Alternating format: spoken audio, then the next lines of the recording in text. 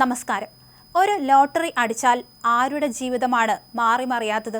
കോടികൾ സ്വപ്നം കണ്ട് ടിക്കറ്റ് എടുക്കുന്ന സാധാരണക്കാർക്ക് ആ വാർത്ത കേൾക്കുമ്പോൾ കിട്ടുന്ന സന്തോഷം ഒന്ന് വേറെയാണ്.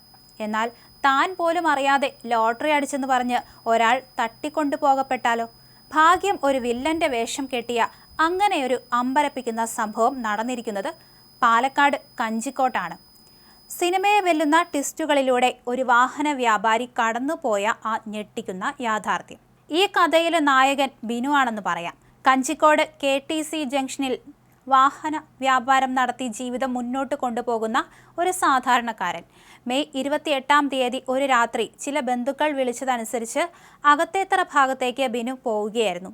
അങ്ങനെ സൗഹൃദ സംഭാഷണങ്ങളൊക്കെ നടക്കവേ അപ്രതീക്ഷിതമായി 5-അംഗ സംഘം കാറിൽ പാഞ്ഞെത്തി അടിച്ച് അവശനാക്കി. ബിനുവിനെ കാറിലേക്ക് വലിച്ചു കയറ്റി. നിമിഷങ്ങൾക്കകം സിനിമയിലെ രംഗം പോലെ സംഭവിച്ചുപോയ ആ ഞെട്ടലിൽ നിന്ന് ബിനു മോചിതനായിരുന്നില്ല. ചാവടി ചിമ്മണാംപാതിയിലെ ഒഴിഞ്ഞ ഒരു വീട്ടിലേക്കാണ് അദ്ദേഹത്തെ കൊണ്ടുപോയത്. മുറിക്കുള്ളിൽ കെട്ടിയിട്ട് ക്രൂരമായി മർദ്ദിച്ചു. ഒരു ലോട്ടറി അടിച്ചെന്നും അതിൽ നിന്ന് 15 ലക്ഷം രൂപയും തൻ്റെ പേരിലുള്ള 5 വാഹനങ്ങളും വേണമെന്നും ആവശ്യപ്പെട്ടപ്പോൾ ബിനു പകച്ചുപോയി.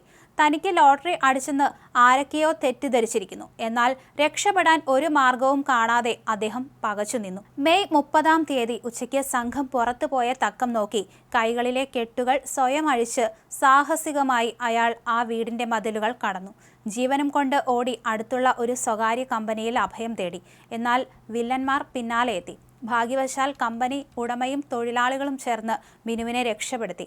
ആദ്യം ചാവടി പോലീസിലും പിന്നീട് സംഭവം നടന്ന ഹേമാംബിക നഗർ പോലീസ് സ്റ്റേഷനിലും എത്തിച്ചു. കാലിനും കഴുത്തിനും പരിക്കേറ്റ ബിനു ഇപ്പോൾ ജില്ലാ ആശുപത്രിയിൽ ചികിത്സയിലാണ്.